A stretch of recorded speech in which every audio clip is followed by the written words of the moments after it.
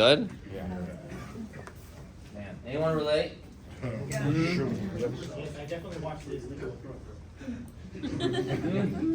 No, but it's like, it's so good, and it's so true. Like, he's talking to like the broke guy that's like, you know, dressing nice in a store, asking for help, and so anyway, it's funny. So, okay, so this meeting I wanted to do because I started talking to some of the people that want to go to El Paso with Hector.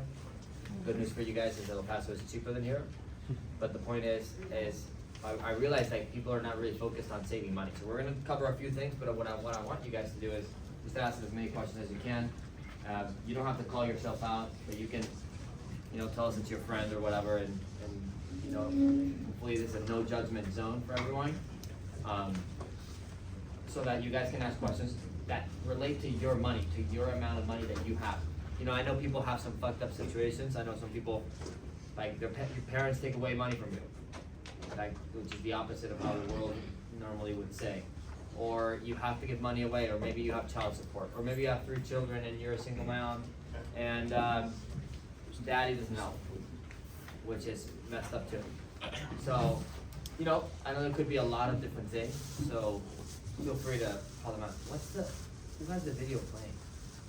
I feel like I've been hearing. You guys hear it? Yeah. Is that your phone? Oh, is it still going? Chloe's podcast. Chloe like listening to her music. The game? Okay, so look, I've learned that I'm gonna teach you the like 5 things, 1, 2, 3, 4, 5 or 6 things on what order you should use your money when you receive it. Okay? Would you agree, like, most of us, when we get money, what's the first thing we do with it? Pay bills. And then what? So bills would be the first thing we would do, right? What's the next thing? Be honest. Save it. Grocery shopping is a bill. Save it or what? Spend it. Save it or spend it, right? It's either save it or spend it. Some people might save. Raise your hand here if you're currently save money, like every paycheck you currently are putting money aside no matter what. Okay, you got a good amount. What about people that maybe are not saving but you'd like to start? Okay, Sharon, you're not saving? I thought your parents were smart. You're not saving for He's like, me? my parents are smart. Me. So this is something I learned from very wealthy people that I've been practicing over the last maybe 2 years.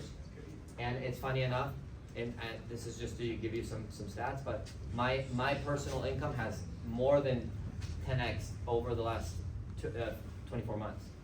And it's funny because I started using this one method. So when you receive money, the first thing you do, and again, you don't have to use this advice. This is not a Richard Newber meeting. This is just what I do with money and what I coach people to do with money. So the first thing you do when you receive money is you tithe it, which is you give away 10%. And again, for me, I'm a Christian and I believe in God. You don't have to believe in God to do this. You can give the money away to a food bank. The concept, and I'm also reading a book called Business Secrets of the Bible, which is like, you don't have to look at it like the Bible, like God. You can look at it like it's ancient. How do I pronounce it? Ancient wisdom, Jewish ancient wisdom. Okay, and those are the richest and wealthiest people on the planet. So you can learn from them, regardless of your religious beliefs. It's not a religious meeting here, but what they say is you tithe 10% or 11 it's offering, and it's a concept of wealth. And like most people don't give money away because they say to themselves like, well, I can't afford it. But if that was your first expense, like again, if you imposed it, does that make sense? And the way you do it, the way I learned it is you tithe 10% of your gross paycheck. So let's say Julian pays himself right now $1,000 a week. He would give away how much? He would give away 100. Now, is he receiving 1,000 a week? No. He gets 1,000. He probably gets 800. How much you get? 800. He's tithing 100. Why? And here's, again, not religious belief. It's the concept of you're like, why? Why from the gross pay? Because the way this ancient wisdom was made to create wealth is God before government. Does that make sense? Does that not actually like, oh well, that makes sense. You give the money to God first, and then the government. Government, think about how the government works. Is the government wealthy? Absolutely, right? Do they have money? Think about it.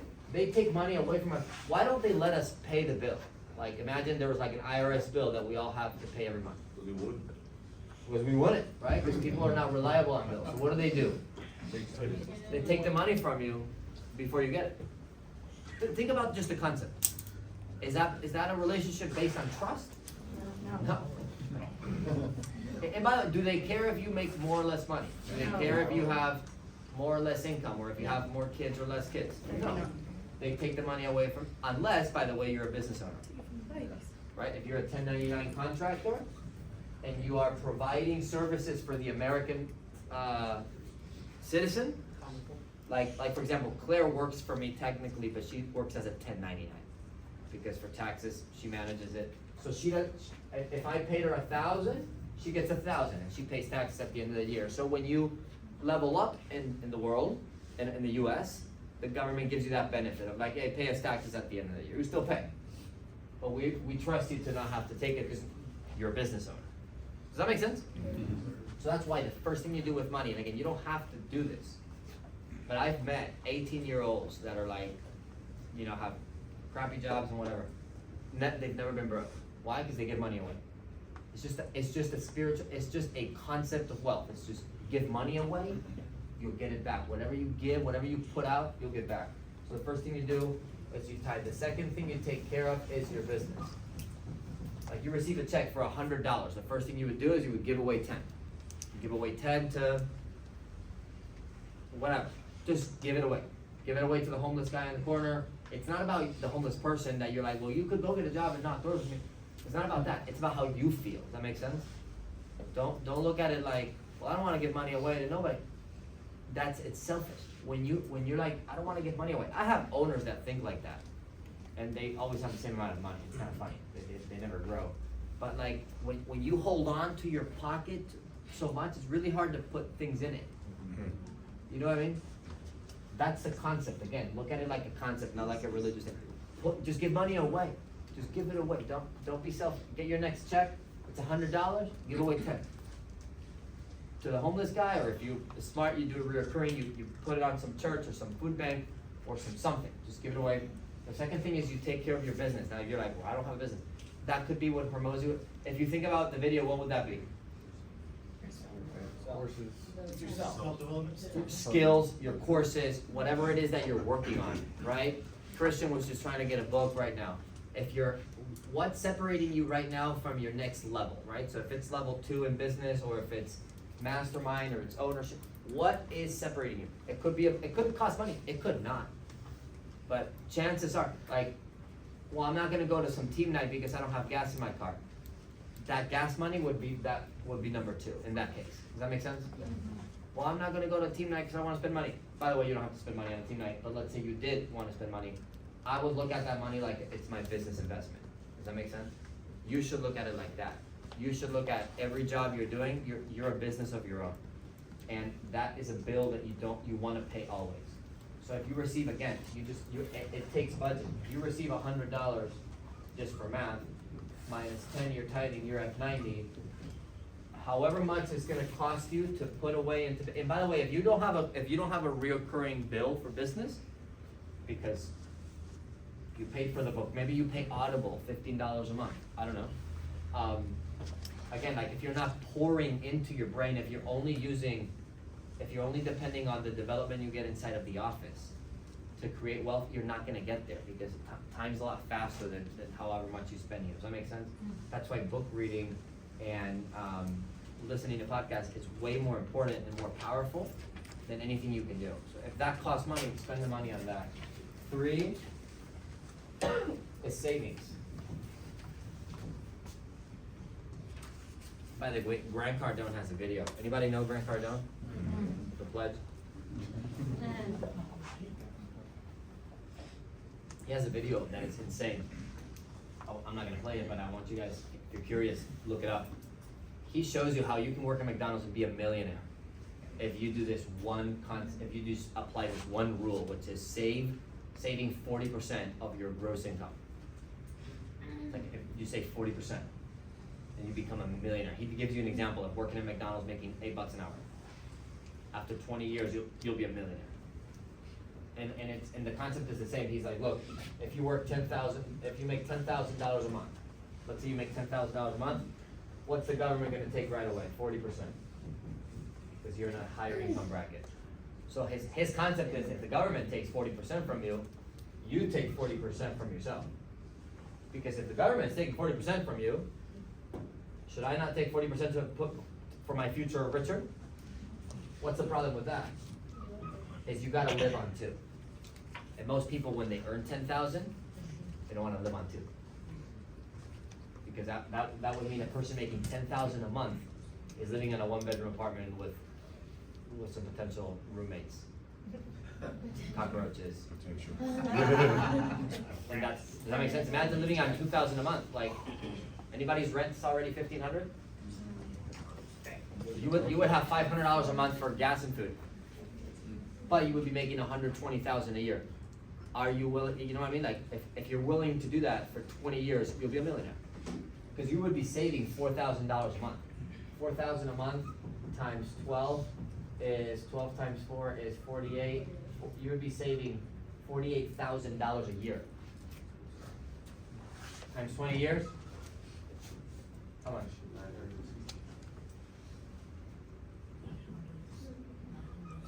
$1 million.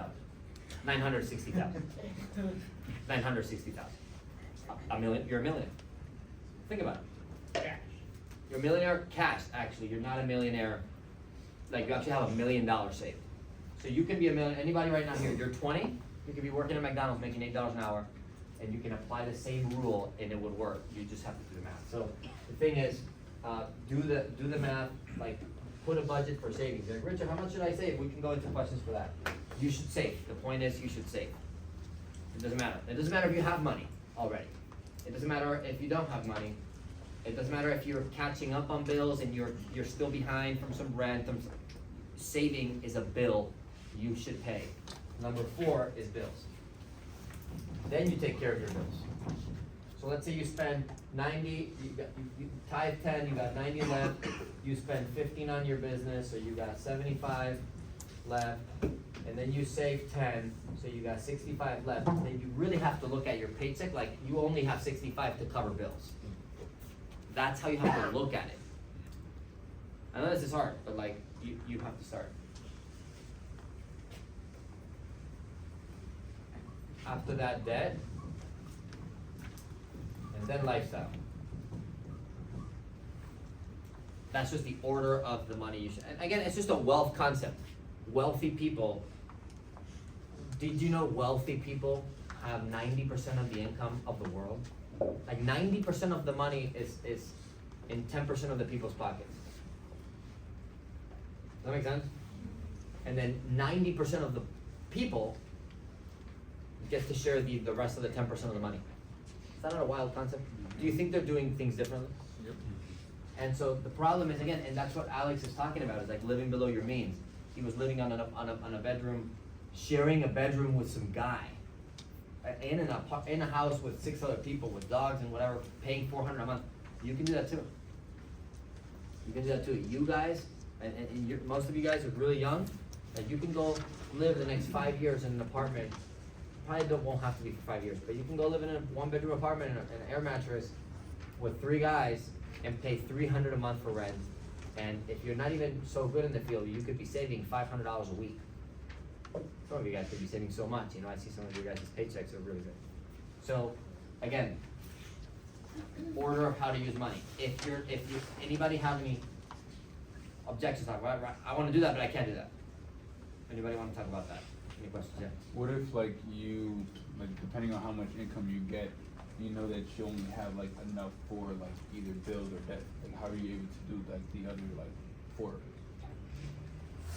So, it means you're probably catching up, right? So, do you want to give me an example? So yeah, I mean like I have like student debt, right? Or Yeah. like credit card debt. So like if I know I had to put towards those things because they're gonna keep on increasing, how am I gonna be able to do like tithe, the savings and lifestyle if I know I have to take care of those two things first? Well, lifestyle you wouldn't, because it's Well, after, right? But how would you take care of these three? Very simple. So debt, it depends on what your goals are. So like, and this, that's why I don't take this advice generically for everybody. But can you share, how much money do you owe in student loans? Oh, It's okay, It's this up is there. America, we all know. Cause I haven't even paid it because they had like a little pause on it, so it's It's like okay. probably close to like over 20,000. $20,000? How much more you have on other shit? I'd say the credit card is, I'd say like 2-3K. 2,000-3,000. Okay, so you owe 23,000. Yeah. My advice would be depending on your actual goals. So like, if your goal was, for example, I'm gonna be an owner, and I'm gonna be an owner, and there's no other way for me, I would tell you to cancel and stop paying all debt, and pay nothing. Or if they don't allow you to, I would pay the bare minimum. Like, but Richard, they're gonna charge me more interest. Yeah, that doesn't matter, because then you're gonna get into ownership like Julian, and we're gonna pay this in one check. But they're thinking you're gonna pay it in the next 10, 20 years. But if it was me, I would tell you, no, based on your goal, like it just depends on your goal. No, wait, pay the minimum, let them think that they're charging you more, and then you would pay this off in one check, let's say 1 year, 2 years from today. You pay 25 grand. You cancel all debt at age 27? Oh, Yeah, 27. I'd be. you're 25 now? Yeah. So you would be 27 debt free. Is that not a good deal? Yeah. I think most people are like, no, but I gotta catch up, but now you would say, how much money are you paying right now in debt, monthly? Monthly. Student loans plus credit cards, Well, I'm starting to pay the credit card, so let's say monthly roughly, $500. $500. Would that supply his tithing, business, and savings? Yeah. That's it. Mm. Again, it just depends on the goal. Like, if the goal is not to pay this off, if the goal is just to survive, then yeah, you gotta pay right now. But if you know you're gonna get to a point where you can make $100,000 a year, which is, you make $100,000 a year, which isn't that complicated anymore. Basically, you're basically getting 80,000 after tax. If you're capable of living on 50, can you live on 50? That's the thing. So most people that make 100, they wanna play the golf. They're not shopping at Walmart, you know. And that's the problem. But if you're willing to actually live on less when you make more and not show it off, because you like not caring for people's opinions, that's where most people get it wrong. Then you'll be able to pay $30,000 in debt, and you'll be debt free, and no one will notice anything. You'll drive the same car. You'll drive the same car. You'll wear the same shoes. You'll just be debt free. And that's the challenge. That makes sense. A great question. So, in your specific case, I would evaluate my goals, realize when is my income going to be for sure 80,000, 100,000, and when that is, I would not upper my lifestyle. I would not get a better apartment. I would not get a different car. I would not. I would not buy clothes. I would pay my debt. Makes sense. And you would have $500, which would probably more than likely help you. You know, $100 a week savings, $50, even if it's $50 a week, if your check is really bad. Save $40 a week, it doesn't matter. So that's good. Any other questions like that? Yes, ma'am. Kind of similar to his, what about the bills that you kind of just like can't avoid, like you really have to pay, like before the first 3 steps? Yeah, which ones? Like. I think we all have the say, same like- bill, so. Like I've already like cut off, like, as far as rent wise, I Yeah. kind of have that situation, I'm not paying rent anymore, which is, pretty good. It's good. But babysitter wise, like I pay 50 a day, we work 6 days a week, that's 300 a week. $700, it's $1,200 a month. Mm-hmm. Yeah. So, I mean, there's not really like, for me personally, in my situation, there's not a way for me to cut that cost. You have to be, that thing, what was your name, bro? Lisa. Lizette. Con S o Z? S. S. I meant a Lizette, that was confusing. Lisa. So, Lizette, you're not from El Paso? You look like from El Paso. Done, no done, no done, whatever. The only other Lizette that I know is the girl that hired Julian from Olive Garden. Her name was Lizette, she was from El Paso. The thing is, Lizette, you have to, and again, this is why this is a difficult thing, you have to change your mindset. Like, your situation, when you're like, your situation is not different. it is not, it's, I know that's hard to look at. We would have to go, and we can do it personally, we can do it privately a different day, I can help you, or Julie can help you. But we would have to look at, well, how much money are you making? What are your bills? Like, if, you should just not pay babysitter until you take care of these three things. So you have to make sure you make a certain amount, which is why the video is telling the guy, work 80 hours. Like, in this place, I think is good for the video, because you guys can go out on Sunday and make a 1 week paycheck on 1 day of work. The thing is, are you willing to work 7 days a week? Maybe you're like, well, but then I wouldn't have a babysitter. You're right. So like, you would have to figure something out. Now, I don't know so much about babysitters, but 300 a week, is there something that you can do different? Now, if I go into your checkings account, if we log into your bank right now, are you spending any other money other than the babysitter? We would look at every dollar and 5 cents that you're spending at a gas station. I would look at every single thing, and you're not allowed to spend any money. And I'm only saying you should tithe 10%. It's a concept. You don't have to do it. How much do you have to invest in your business? Probably not much. And how much is your savings? As long as you're saving, even if you started saving $50 a week, I just want you to get good at savings. So like, this could be 50, this could be less than 100 total for a week. How many phones you gotta do to do 100 a week? $100. How many phones do you sell for $100? With tablet and whatever, 5? So like, even if, so first, you're probably wrong, but even if you were right, you could just take care of this right now doing 5 more phones a week. You know what I mean? Yeah. Because you have a unlimited commission opportunity, which in other jobs it's difficult. You would have to go Uber Eats or whatever. Or by the way, people can donate plasma. You can go donate plasma for money. I don't know why that's money. Yeah, you can help the community and you get paid. People are struggling, they count. So anyway, again, like, if you are thinking, Lizette, like, my situation is different, what I would recommend is get a one-on-one personally with Julian and go over every bill you gotta pay. Every bill you gotta pay specifically. And if you're open-minded, we can help. You gotta be open-minded and you gotta be willing to work your butt off, which I'm sure you are. And I mean, you have a child, so I'm sure you are. I already know that you are. You know what I mean? But you have to be willing to change a little bit your mindset, because somebody taught you that the first bill you gotta pay is babysitter. That's not true. Somebody out there is with your same situation, somebody, and they're saving money. Somebody's out there. And so if somebody can do it, you can do it too. Does that make sense? Yeah. Good stuff. Good question. Anyone else want to talk about that? Yes. So I got kind of a weird situation here. I got my mom is I'm living in my parents' house right now. I'm about to have a kid, and I'm gonna be like the sole. I'm pretty much gonna be the breadwinner, right? My wife isn't gonna work. I don't want her to work just because I don't want to script the kids like the public school system and everything like that, right? She's trying to push me to move out. However, I don't really want to move out for the sake of, I don't want to have to pay rent right now, because I think it's such a key thing to save.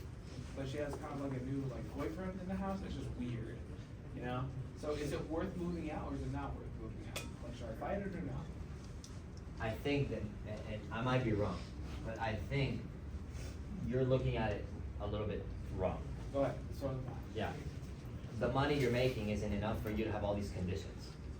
Like, you have so many conditions. You're like, I want to live with my parents, but I want to be the sole provider, and I don't want the public school system, and I don't want her to work. right. Like, you have too many conditions, but you don't have money to pay for them. And so you need to either make the money. So like, I would go and ask you like, okay, are you willing to work every Sunday to make up the money to pay rent? What if rent what if it wasn't an option for you not to pay it? Like, and I've never seen a breadwinner that can't pay for rent. That doesn't make sense. Yeah. Right? So you should pay rent. And again, this is why I love this business for me. Unfortunately, and I don't really want to say this, but like, unfortunately, if somebody here, this is just me, if somebody here has a case like Lizette or you, And really what's wrong is the job, because it's not giving you the money you want on the time you need.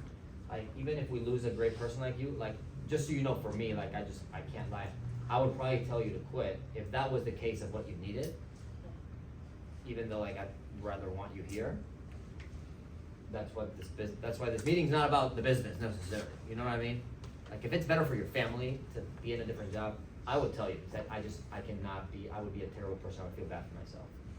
But I don't think so for most cases, because you can actually, like I said, you can work Sunday, you can make extra money, you can stay in the field in high roll, and there's, like, Carlos's paycheck makes $3,500 in 1 week, like, that means every single person in the room can make at least half. And he probably worked the same amount of hours. Is he talented? Sure, but if somebody can make $3,500 in the same room than you, that's what he was telling you, like, hey, find the person in the room that does the most work, that puts the most hours, and do the same amount, and when they stop working, then you keep working until you catch up. And so are you willing to do that? Yeah. And if you're willing to do that, then just do it. And then you will win, you won't have the problem, you will be able to pay for rent, avoid public school, blah, blah, blah. That make sense? Yeah, one more, we gotta keep moving, yeah, go ahead. So my question is, when it comes to like, let's say, I mean, obviously I'm married, so is it better to split the bills, or is it better to make it the same? Or like a collective thing? Better is a really weird word that you're asking me, because better, what's better? That's the perspective. My opinion in marriage, then the man should handle the finances, and that's it. And so, Yes, sir. Any person in highlighter? but like,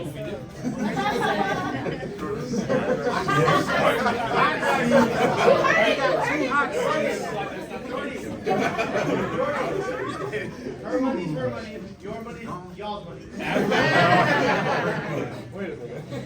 in a couple, your question is, should I split bills and stuff like that? I just don't think it matters. I think there should be a joint account as a marriage.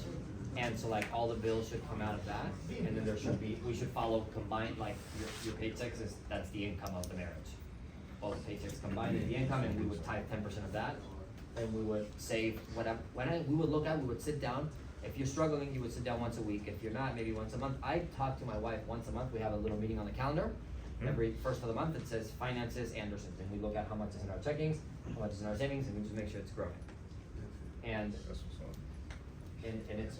when it's growing, it's cool to see, like, oh wow, we're making the money. But we look at do we need to spend money on something? Do we have a leadership event coming up? Do we need to buy something to make sure our business is taken care of? And then sometimes there's not. So then this is zero, which is cool. You know? Then we look at savings, which again you can do automatically. I was gonna go into that. You can do automatic savings. And this amount should be different for each person of you, but you should all have savings. I don't care you're 3 weeks behind on a paycheck and you haven't received a single dollar for whatever, the first paycheck you should save. And then bills, then we look at bills, and then we don't have any debt anymore, thankfully. So now we're going through our family's debt and then lifestyle, but you should have one joint account. And again, I mean, I'm sure you're smart, I know a lot of couple marriages that the lady's a cleric. Are you a cleric? Yes. And then like she just really wants to control the money. I just think it's unhealthy and it creates anxiety, but He's also a cleric. yeah, so then you're fine, right? Like I know a lot of couples that, like Meredith and Tyler are married, and Tyler makes a boatload of money. But Meredith doesn't fall short. Like Meredith makes at least $100,000 a year. And she's a cleric, but he's a phlegmatic, so it's like, I'm sure she's trying to move the money around because he doesn't care, he just knows there's enough.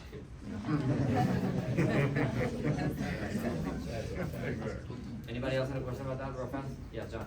So, as far as saving goes, there's different ways to save, or I would assume people think, like Yeah, I'm savings gonna accounts, answer that. market accounts, like stocks would be enough? But that would be more of a. Let me answer, I'm gonna talk about savings right now, so let's talk about savings. Somebody else have, hands up, yes, sir? Just starting in the business, Yes. haven't worked in over a year. Not by design, definitely wanted to work. Yeah. So, kinda applying your process, would definitely love to, but don't see how I can. 3 kids, 1 is older, 2 are, 1 is going to college, 1 is currently in high school. So, every Friday, well, starting last Friday, I'm getting texts. That's when the text start rolling in, cause hey, daddy got a job. I need my hair done, I need this, and, you know, senior fees. So how do, I mean, I just say no to my kid? It'll be rough. No question, it'll be rough. I don't have 3 kids, so I don't wanna get it so much into that, Mhm. but we can go specifically if you want about your situation. But, I have a 1-year-old, so I don't have as much experience as you as a dad, but I think you absolutely are gonna say no to your kids a lot. Like, no, you don't get your hair done. Like, you don't get your hair done, here's a comb. I think, and again, if you have enough money, like, that would be lifestyle. So I would have to teach my kids, like, hey, let me teach you how money should work, whether you like it or not, like, and again, you can tell your kid if you're willing, like, hey, look, this is my fault, and your mother and me, we're catching up, we're in this position that it's not your fault, but let me tell you something, right? We have to take care of, what's your daughter, or what's your daughter's name? Madison. Hey, we gotta take care of Madison's future versus Madison's weekend. Like, I understand you want your hair done and your nails, and I value that, but like, Madison's future is more important, trust me. But Dad, you don't care for me, that, you might have to deal with some of that. But that's probably maybe back, you're rewinding, something we could have done, I don't know, because obviously just met you. But I would have to explain to my daughter, like, look, here's what's important in life, it is not your nails. And so she's not gonna like that. Probably I allowed her to have so much nails, so much crap, or maybe she's around a group of friends that only value her because. Well, I had the money beforehand. It's like I was making the 6 beforehand and then all fell away. So she had the hair, she had the nails. So now, over the last year, it's been It's a tough combo. It's a tough combo. It's like, look, we work, and explaining to, how old is she? She's 14. So it's like, hey, explaining to a 14-year-old, like, look, life is good. Life was here, life is now here, and this is a roller coaster. Dad's trying to get a job where that doesn't happen again. But yeah, I had extra money to pay for your nails, and I just need you to understand, like, food, rent, these things come before your nails, and I need you to learn that. I need you to apply that whenever you marry somebody, you know, like, I don't want you to go get your nails done and can't pay rent whenever you're an adult. So are you willing to stick with daddy for a minute? And you know, it's probably gonna be a tough conversation, it's eating some noodles. And maybe putting a goal together, if that's all she knows, you're like, hey, I'll do your nails, I need this, this, and this from you. Maybe I'll teach her to make some money, go put a lemonade stand.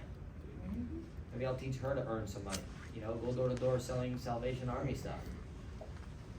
Like, you know, kids, super easy to give a kid a donation. Learn Anybody to would- bake, sell it on the side. Anybody would throw $10 at Madison, at his daughter? Every kid. And she would get her nails I done. like people. Right, but now I'm teaching her how to earn it, right? So now I'm creating a solution still, while I can some time to breathe for money. So let's talk about savings real fast. So, hey, how do you save money? Anybody read Atomic Habits? Who's read Atomic Habits? So if you haven't read it, you should read it, but the whole point of savings is if you're not saving, I said a lot of people say, I'm not saving yet. You need to start, and the way you do it is you gotta make it easy. Make it easy, do not make it hard. And the way you make it easy is automatic. So I will give you 2 options. The first option is get a different direct deposit, like go talk to Sheridan or to Jamie or whoever does your direct deposit, and you can, like, whoever, you have a job here, they can reroute a certain amount of your direct deposit into a savings account. You can do that automatically. It's like automatically every check you get, no matter what the amount is. Let's say you decide the amount is $50, and you can ask me, or you can ask your upline, what should be my amount based on my situation? Like, some of you, like, should be $1,000, and some of you should be 50. Based on the situation, you can ask, but then reroute it automatically to a savings account. Savings account, obviously, then you would have to have the discipline to not move it.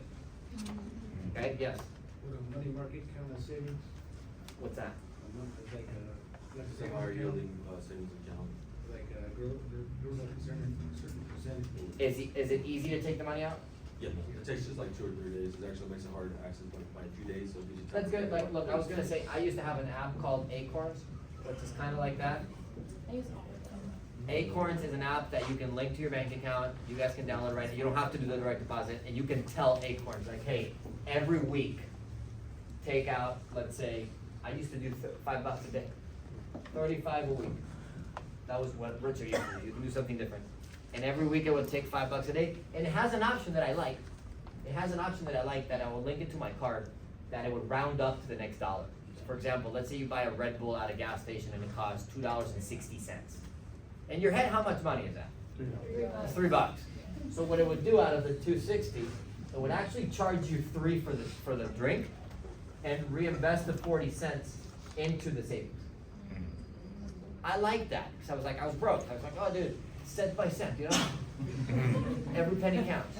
Point being is, all those, like every time I would buy something for $2.10, it was $3, and I would feel good about my 90 cents going somewhere. It didn't feel like an expense. Think about it. Even all of you that don't have savings right now, does it feel like an expense? It's 90 cents at a time? No, it's just 90 cents forever. Does that make sense? Round up to the next dollar? I loved this app, and I never touched it. Do not touch it. Ended up getting, and it's putting it on like the stock market and whatever. You can put it in like safety mode, where it's like you're not gonna lose your money. You know what I mean? Or you can put it in aggressive mode and then invest. I don't recommend getting into that unless you're gonna spend 4 hours a day on videos on how to do that. But again, the whole point is an easy way for the money to get out. And I literally had 35 a week on Fridays, the day of my paycheck. So I was like, my paycheck is whatever minus 35. No matter what the bill is, my paycheck was whatever minus 35. So create savings, make it easy. Now, some of you guys that, any questions about that? Savings? Yes ma'am. Is it better to put your savings in a business savings account or a personal? Do you have like a business, like an EIN? You put it in your personal, because then it's gonna get taxed again. If you put it back into your business, you're gonna tax it again. So government's gonna double dip on you. So personal. Any money that you can save personal, save it personal, unless it's maybe business money and you want it to stay in your business, yeah. How do you feel about like Roth IRA versus 401k?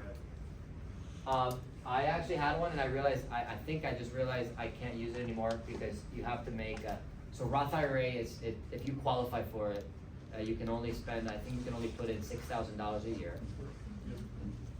I did it because I was uninformed until now, so I think I have one where I put $6,000 a year for 4 years, and I think it has some money. I think I don't qualify anymore to have it, because now I make too much money for the Roth IRA qualification. So I don't think it's bad. If you have $6,000 a year to put somewhere, the whole point, you see more advanced, the whole point is to put money somewhere and actually save. Roth IRA is something where you put money away and you don't take it out until you're 57 and a half years old. And then when you're 57 and a half years old, you can take it out tax-free. And then those $6,000 a year, it's gonna be whatever that is times until you're 57 and a half, plus all the compound effect. So you'll probably have a few $100,000 when you're 57 and a half years old, tax-free. If you're not thinking about that, that's very long-term thinking, which means you're doing really well. Mainly is to save money. What I advise to you, depends on where you're at, depends on what you wanna do with the money. I kinda now regret that I put all this money in this Roth IRA, and I want it all back. I feel like it was stupid, but they're like, you don't qualify anymore. I'm like, well, the point was for me to make more money. So like, did I fail by making more money? Fuck you guys. Like now I can't access my money unless it's gonna be taxed, which that was already taxed money. So it just depends on where you're at, what you're doing. So, I like to use an app called Opportune. Come on. And Opportune, Opportunity. OPURTUN. It's spelled a little weird. Opportune. It'll save money for you. Like, and it's very smart. Like, if it knows like a big purchase is coming up, it wouldn't save those days to ensure that you have money for the bill. And then when you have excess money, like for me sometimes, like I'll see charges like where it's like $50 in one day, right? And then other days I'll see charges where it's like, $5 or something like that. So that's what I use. Acorns, opposite, ask, okay? Like again, a lot of this could be personalized to you, but the point of this meeting is like every one of you, every single person that made $1 million that I've ever met, $1 million self-made, not that they got it from daddy, like any person that like actually had nothing and went up from $1 million, from zero or $100 to $1 million, they learned how, it was not a coincidence. And they were in your position, so the worst thing you can do to yourself right now is thinking, but I'm different, but for me it's different, but I got this bill, and I already fucked up because I bought an iPad that I couldn't afford it and I'm paying it on payments. Like, it applies to you specifically. Every single person that made $1 million was in your position or worse and was broke and figured it out by applying concepts, okay? And again, savings is more about a habit It's not about the amount you save so much. If you're not saving, it's about the habit. Like, dude, you will gain your self-respect, you will gain your self-worth, and you will see yourself, even if you're struggling, even if you're like can't eat much for a day or two, but you save money, like you will feel better. Your confidence will go up. In a position, in a job like this, by the way, does your confidence make you more money? Yes. Oh, yeah. In a position like this, your job will pay you more because you have more confidence, and you might not eat Jack in the Box, $10 a day anymore, but you're gaining your self-worth and you're earning your self-respect, and that's more important than the actual amount. We can talk about the amount with somebody that's thinking about Roth IRAs, but not so important. Does that make sense? The next thing I wanna talk about, so anyway, start saving. If you're not sure how much, do it. I wanna have a team full of all of you guys, people that just save money and they brag about spending nothing. Like, hey, we spend no freaking money. I buy me an excess, I buy me a cheap snack, I buy me my food of the day, my $7 for my pre-made meal if I can meal prep, and that's how much I need. And the rest, boom. And I'm saving. If I make $3,500 on a check, was it $3,500? No, sir, it was 27, probably after tax. 2,500. My man made 3,500, government takes 1,000 away. Welcome to making money. And hey, if you randomly have a higher check, you should do all of this, and if you still have 1,000 difference, put it on savings.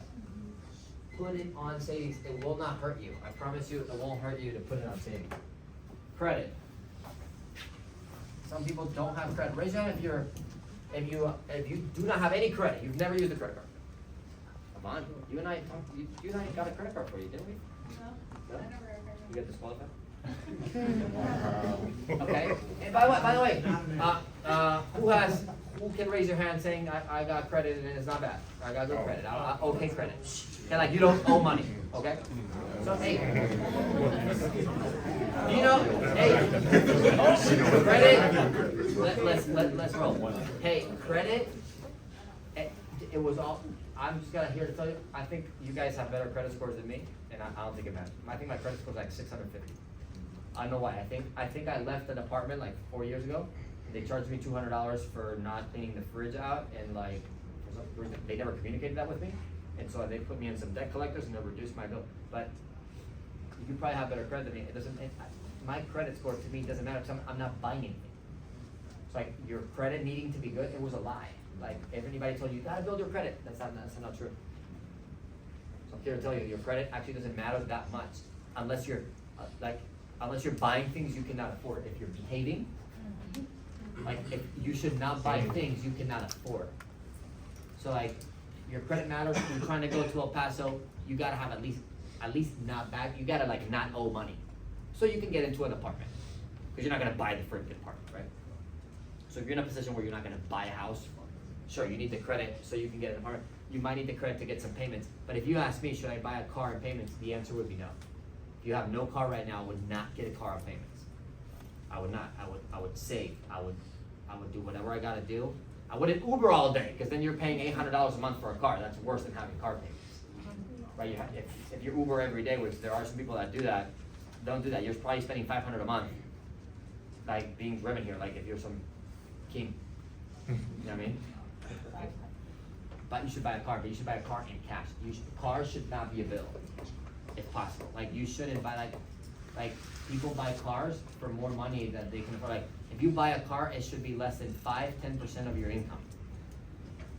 So you should buy a car. If you're like, I need a car right now. Buy a car for $5,000 cash, $6,000. If you don't have the $5,000, go find $5,000.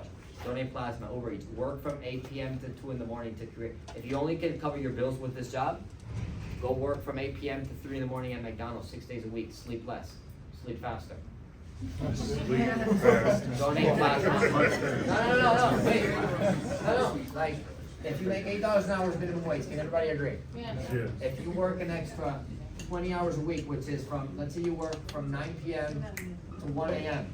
Everybody can go to bed at 1 a.m. and still fucking here, because you're young enough. That's 4 hours a day, times $8 an hour, times 6 days a week. How much is that? 32 times 6, real fast. 8 times 4 times 6.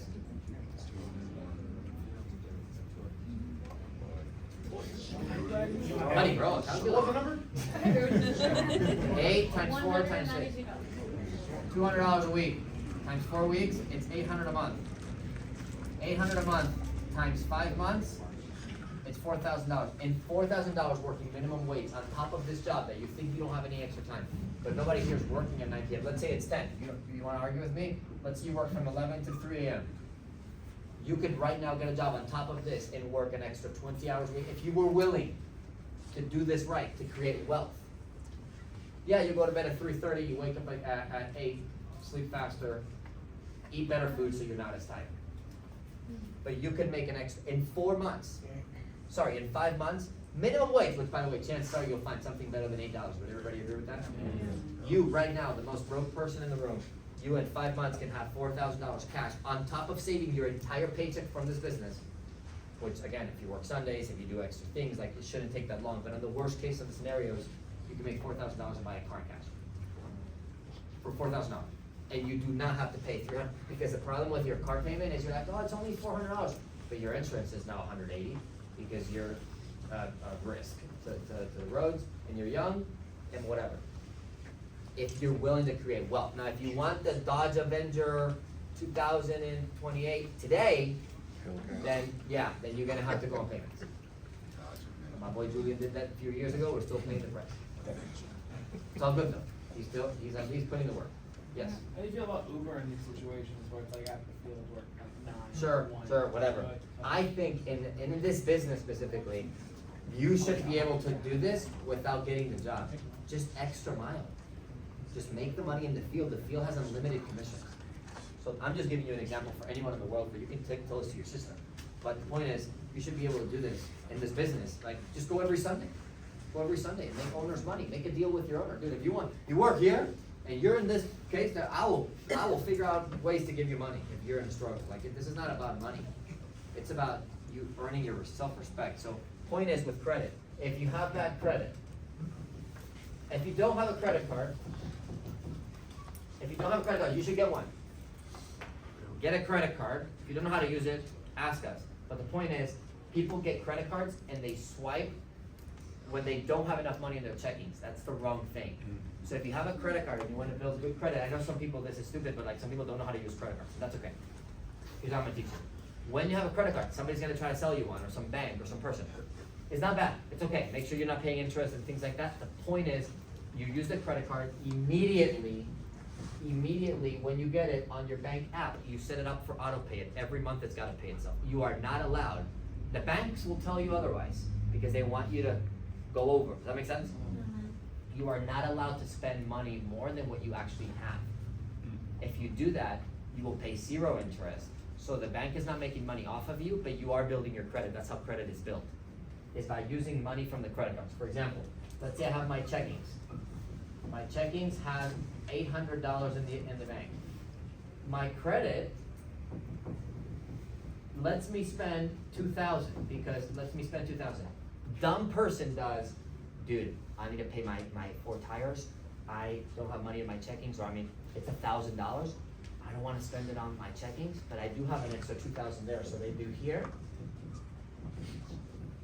And then credit card at the end of the month says minimum due is $25.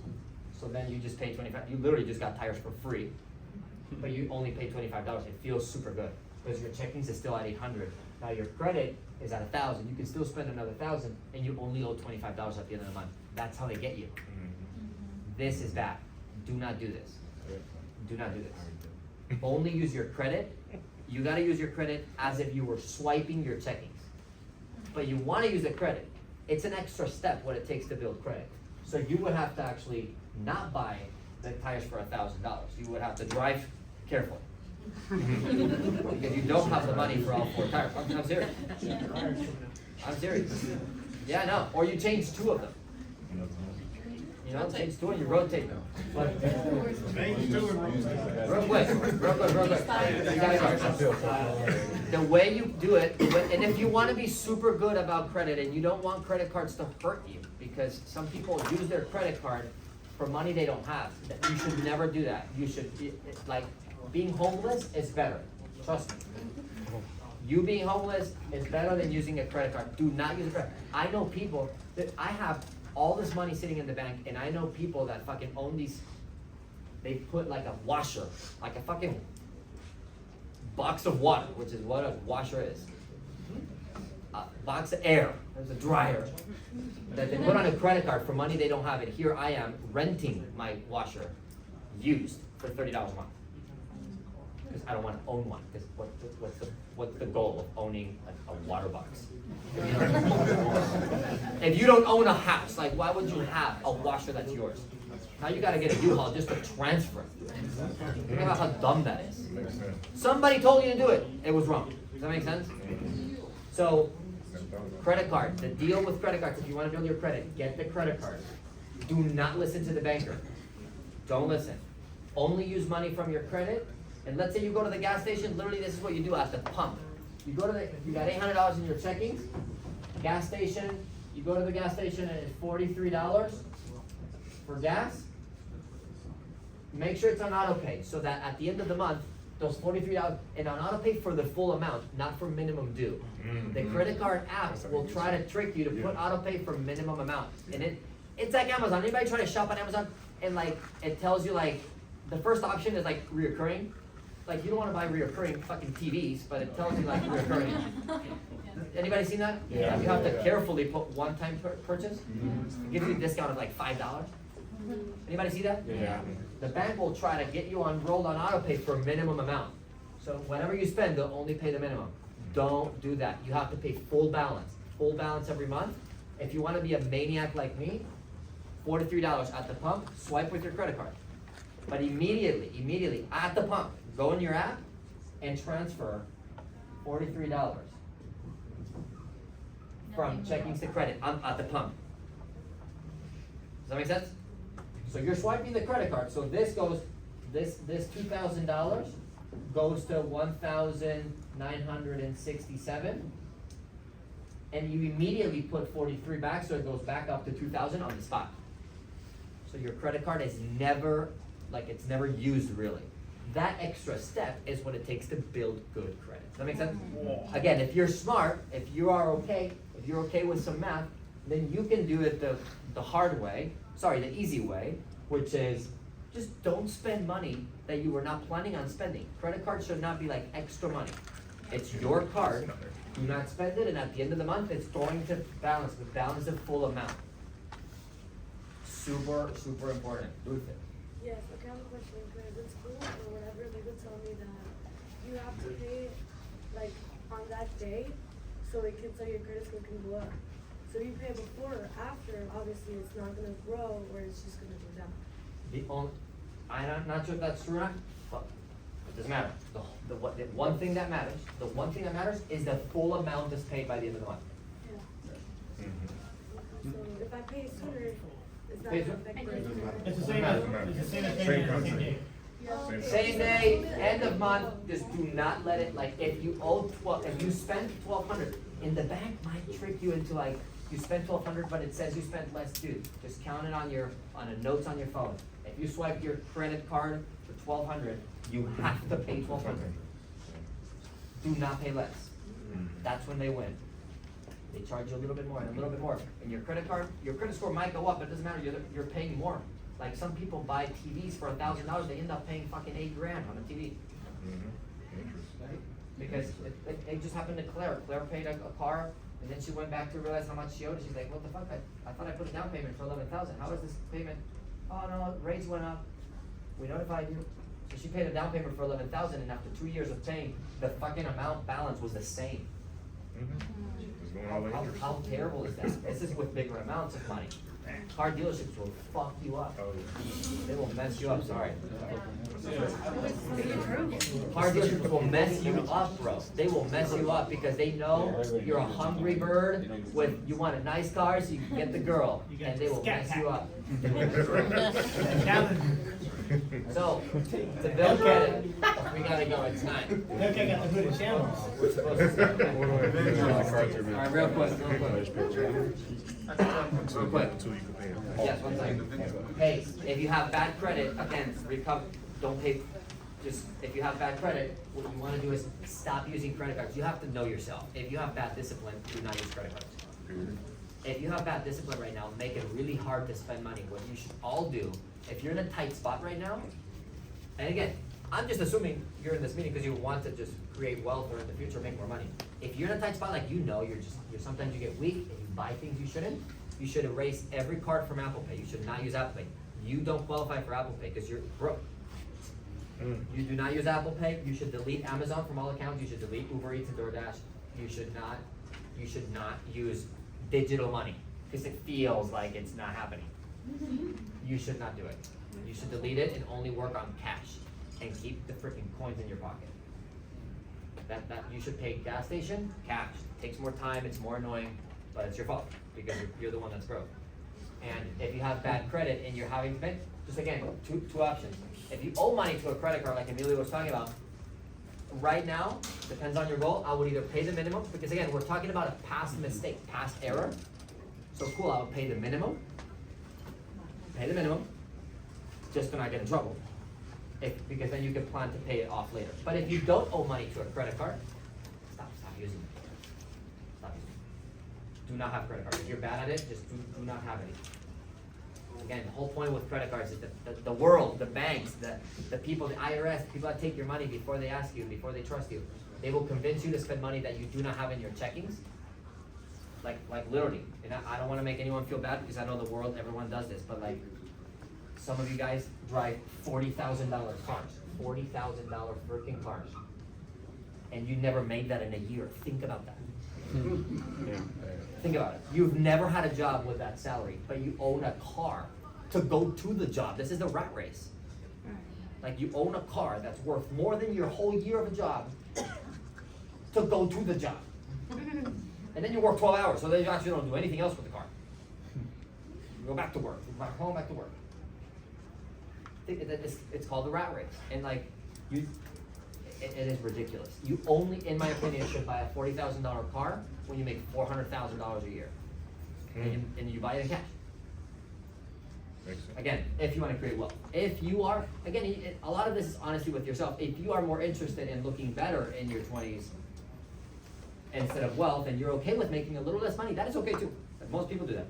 You're okay with making a little less money, but you want to look a little nicer on your way to make money, and you don't mind going a little slower, as long as you're okay admitting that to yourself, that's fine.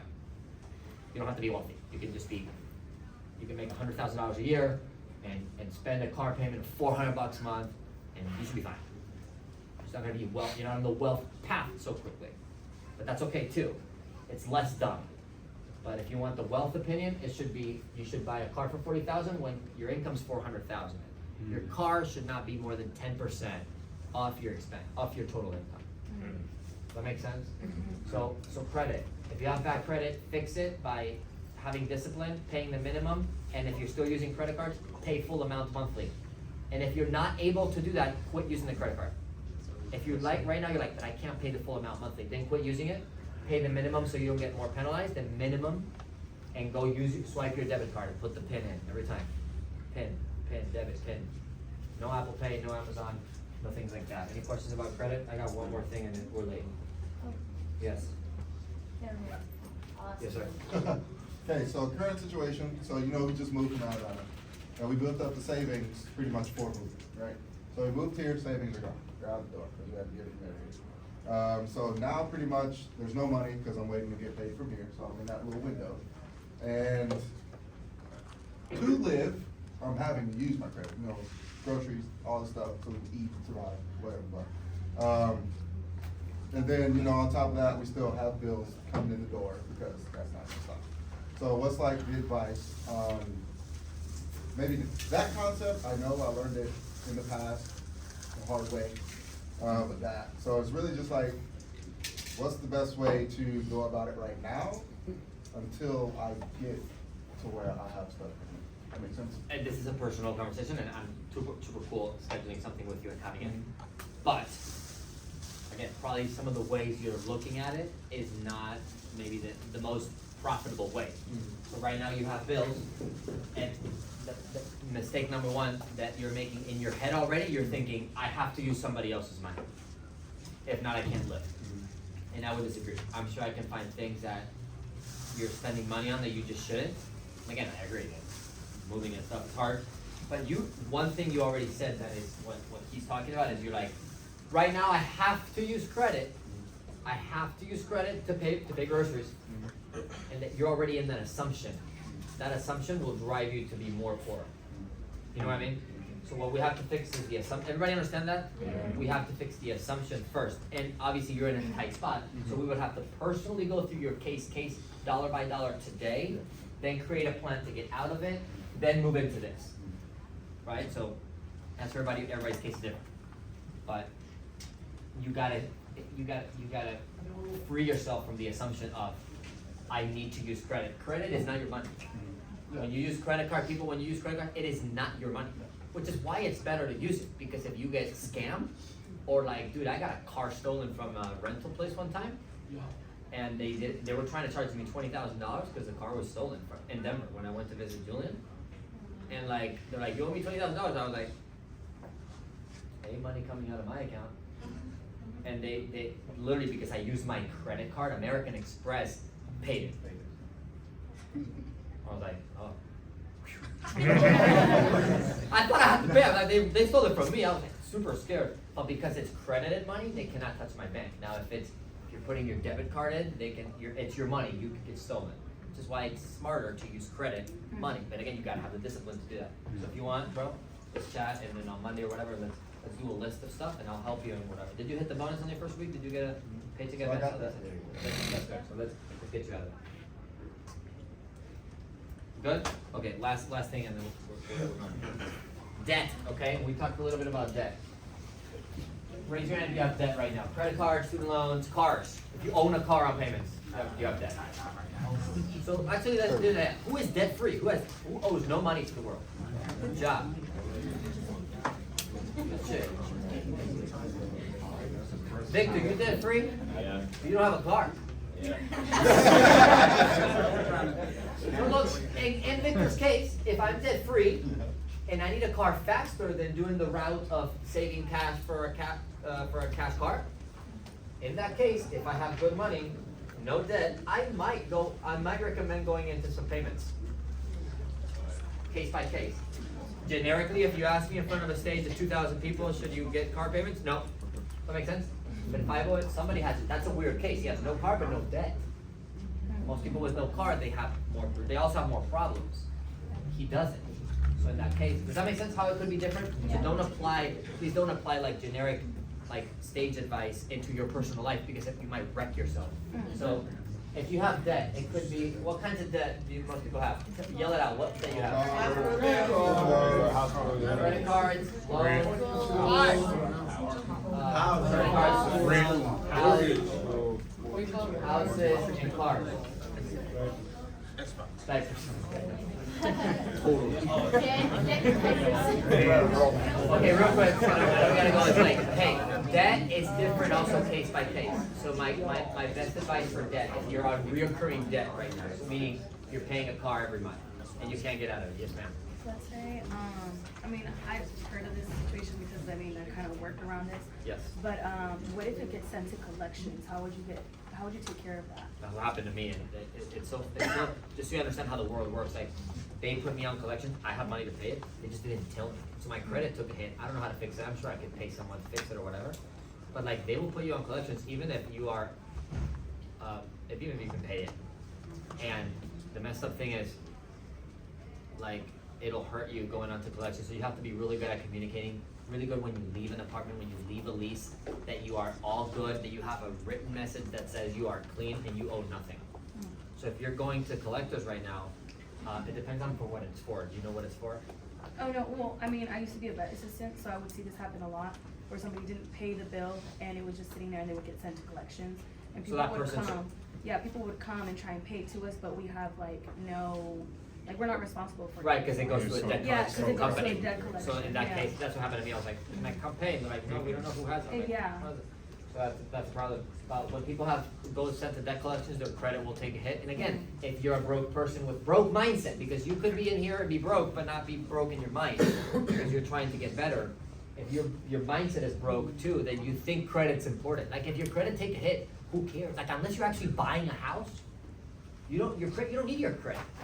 You're moving to another place, you're going to El Paso, you wanna move, then yeah, you do need your credit a little bit, but that's a weird case.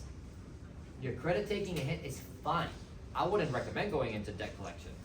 If your credit takes a hit, it's fine because you're not trying to buy stuff. Like, most people just need their credit to buy things that they cannot afford. Does that make sense? Again, unless you're moving to El Paso or a specific scenario. But being sent to debt collections just creates fear. You might be fine. Like, again, unless you're buying something. Like, Grant Cardone is a billionaire on real estate. He has the most debt in the room. And he's like, why would I want my credit score? I'm not buying shit. I'm not buying anything. What do you want the credit score to be 700? For what? To apply for a car that I'm not gonna buy? Like, you don't need the credit score to be good if your mindset is okay. Yes. So is it okay to sometimes go into debt? It is, depending on the case. Like, again, depending on the case. And again, just always, that's why it's so important mentorship. This is why I love this business, dude. And now I can go into business. Chang taught me all of this. Like, I learned all of this in this business. And I got rich by using these concepts. And obviously you gotta show up to work and make money, show up to work, make money, show up to work, make money. And eventually you make more money. But if you make more money and you keep staying broke, like, dude, I know owners that make $100,000 a year and they're still broke because they blow it. They have nothing on savings. Imagine being an owner. If you can't save out of a $500 paycheck a week and you can't save $50, you're gonna be an owner, you're gonna make $5,000, you're not gonna save anything. So you're gonna just be broke at a higher level. Like, you'll have a better looking car, a better looking clothes, but you'll still be broke and live paycheck to paycheck. Like, you wanna be an owner and you wanna, the things you wanna flex are, you pay your whole rent of your apartment in one payment for the whole year. Here, $60,000. Boom. That's a flex you wanna do, not like a car. Some owner's buying a Lambo, you idiot. You idiot. A Lambo. For what? Unless you're using it to make more money, what are you getting a Lambo for? To drive it to your sales office? How stupid is that? Where like people quit every 2 hours? Like, come on. Not worth it, but people do it. So, by the way, that's why it's so important mentorship. And like, if you're going to go into debt, please speak to somebody that just makes more money than you. Talk to somebody that is smarter. Wealth is a consequence of good actions. Money is given to you when you do good things. Typically when you serve other human beings and you put other people's needs in front of yours. Does that make sense? Like, money is just a consequence of you doing the right stuff all the time. And the more you do the right stuff and the more you serve obsessively, you wanna make some more money? Dude, how about you just serve your guts out and just go serve. Pick something up for somebody. You'll make money. You know, you dropped this. Bathroom's dirty. Pick up the piece of paper. Pick it up. It's not mine. Pick it up. Just be nice. Serve, and you will get paid. That's, again, it's a spiritual concept. But debt, credit card loans, but like if it's credit card, I'll pay the prime. It depends on my goals. If I'm gonna be an owner, I'm telling Julian, I'm like, dude, he's got $7,000 in credit cards right now.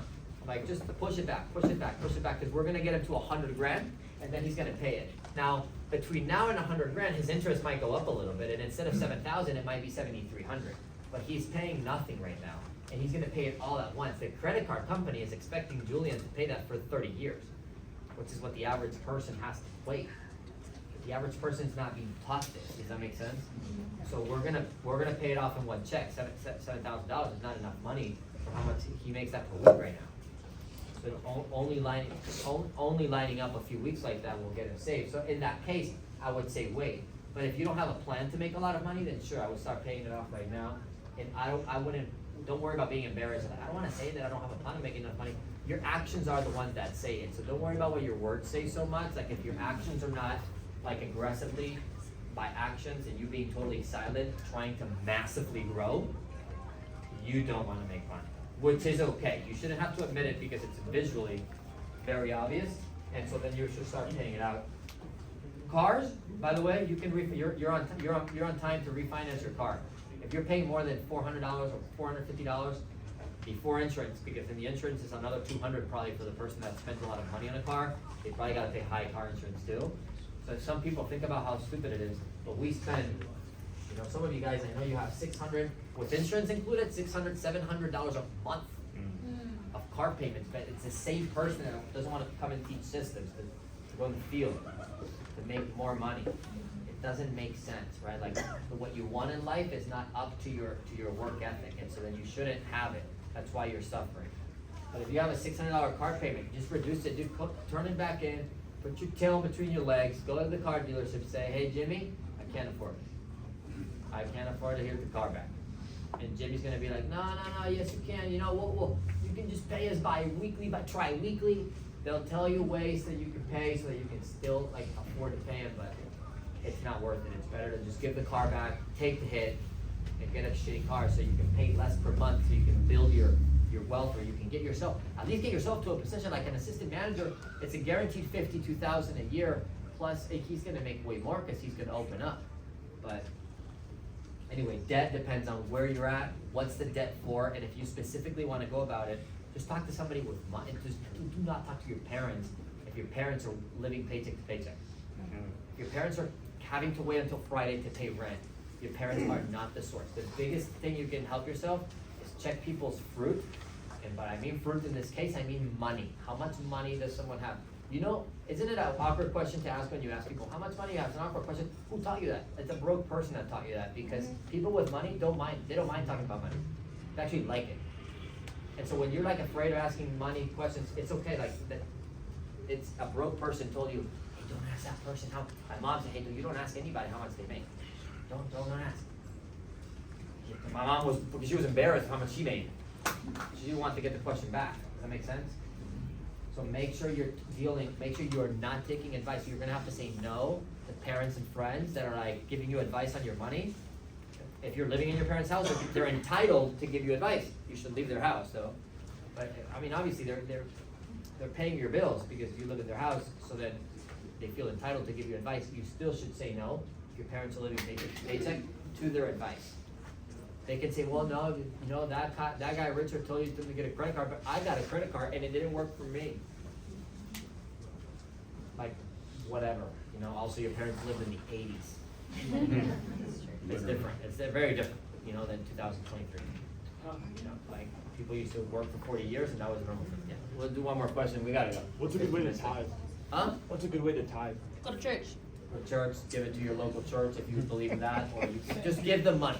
The concept is give money away. I do it weekly.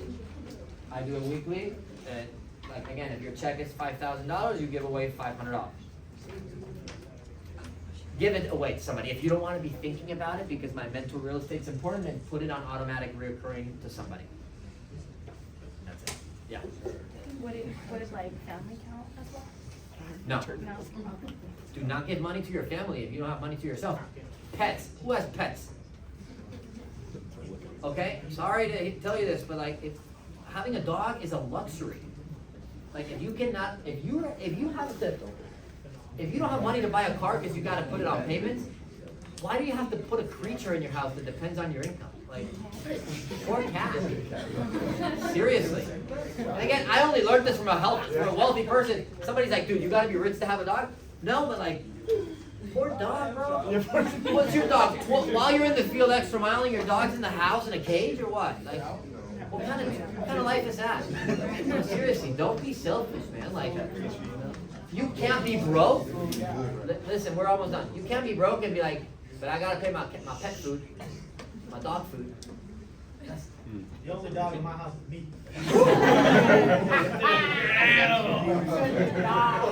No, but like, hey, like, I have the mad respect for Luis and Claire. Luis is 25 years old. He married Claire. Claire's a couple years older. And Luis is like, you know, this Mexican guy. He was taught how to, you know, to be flashy, because that's what Mexican families teach. Yeah. And he owns 3 cars, and he bought a house in Arlington. He bought a house. Weird. 25 years old, got 3 cars and a house. And he started getting some coaching 2 years later.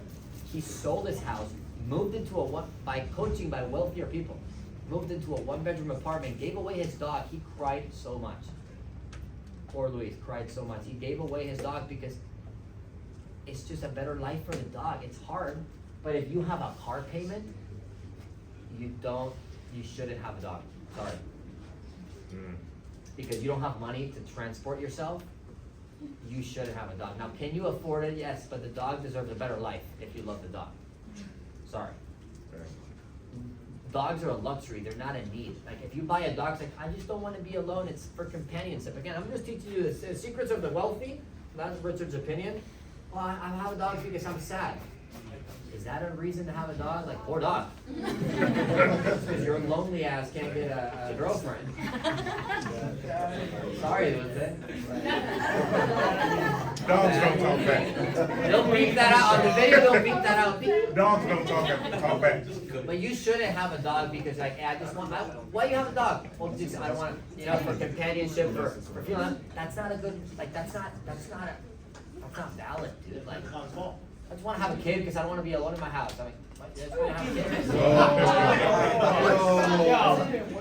What? What's so different about it? You shouldn't. Dogs are a luxury and you shouldn't have dogs, or you should find a life with a dog. Like, if you cannot afford yourself, in what mind does it make sense to afford a living creature? It is not okay. And again, you can still have the dog and be like, well, I'm not gonna get my dog with. That's fine. You can do yourself, you can do your life, but, you know, if the dog had words to speak, the dog's watching you get into a car you lease. And watching you go to work 12 hours because you don't have enough money to stay home, like, that's not okay, yeah. Can you touch a little bit on lifestyle? Lifestyle should be the last thing that you do. Like, look at this guy that's a millionaire on this jet. Like, he's wearing a wife beater and shorts. He's not buying suits. He's not buying things. He's flying a jet to save time, probably. Lifestyle should be, and what he said, he's like, if you're broke and you want to change, again, you just gotta want to change. All the clothes you have is all you have for the next 3 years. You shouldn't buy anything. You should only buy food from a discount grocery store. You should not swipe your card for any reason, under any circumstance, no matter what. If you're hungry, you deal with it. If you say no to every dinner, to every outing, you buy bottles of water and you drink water, and you can still hang out at the team night, but you do not spend food if that's hard. Like, for you to go to Buffalo Wild Wings with the boys in the team night and you sit there and not eat food, it's hard. Most of the times the loser will just not go Buffalo Wild Wings because I don't want to go because I can't have money to spend. But instead you actually need the association. You should go and not spend money. That's rough. So lifestyle should just be the last thing. And by the way, what kind of lifestyle can you actually afford with a $50,000 a yearly check? Your lifestyle sucks. Like, you're buying your clothes from Shein and you think that's lifestyle. That's not lifestyle. That hurt, bro?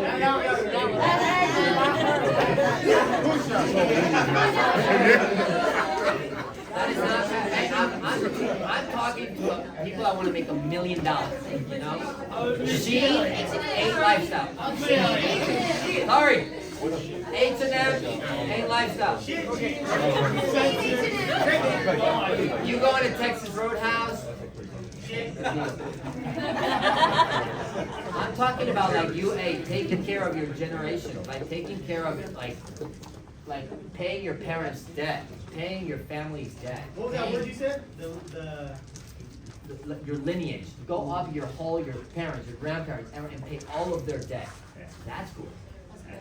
That's a good flex. Not you know, the garlic butter at Outback. And you might say, well, I come from an environment, I'm from the hood, and I don't qualify for that, and blah blah blah blah blah blah blah. No, but no excuses anymore. You do have access to the coaching.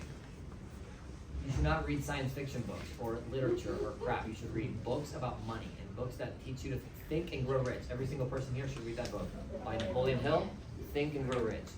And again, it's just the secrets of the wealthy. That guy, Napoleon Hill, spent 25 years interviewing the wealthiest people in the world, and then wrote the books. One of the most valued books on the planet, probably. You said Napoleon? What was it? Napoleon Hill. Napoleon Hill. Think and Grow Rich. And it's just the secrets of the wealth. And again, when you interview, 25 wealthy people, they seem to have things in common. Guess what? They were all broke when they started. They all had desires. They all had problems. They all had bills, children, things like that, dogs. They all had all that stuff. So, sorry. Anything else that I want to touch? No, that's it. Again, if you want to make a big change, it starts. You don't have to be in a special circumstance. Thank you guys for coming and listening to this. I just want you guys hopefully make a change. Do not use the excuse of, well, I don't know how to save money, or I don't know how to use a credit card. Yes, you do. and you can ask. If not, you have a mouth to ask. If you're in a special struggle, you're in a pickle right now, come and talk to us individually. We wanna help you. Like I said at the beginning, even if my recommendation to you is you have to leave this business with all the pain of my heart, because I would like you with me than not, I will still give you that advice, because I care more that you take care of your family than I care for you being at this job or at some other job. At the end of the day, what matters is that you go out and make more money, and you work hard, and your feet line up with your mouth, right? And however much you want, you're willing to work for it. That make sense? Yes. Was this good?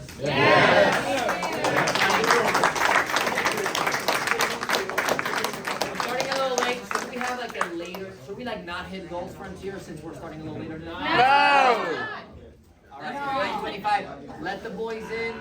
Let's practice and let's get out of here. Can you guys take care of the chairs? 1, 2, 3. Cheers.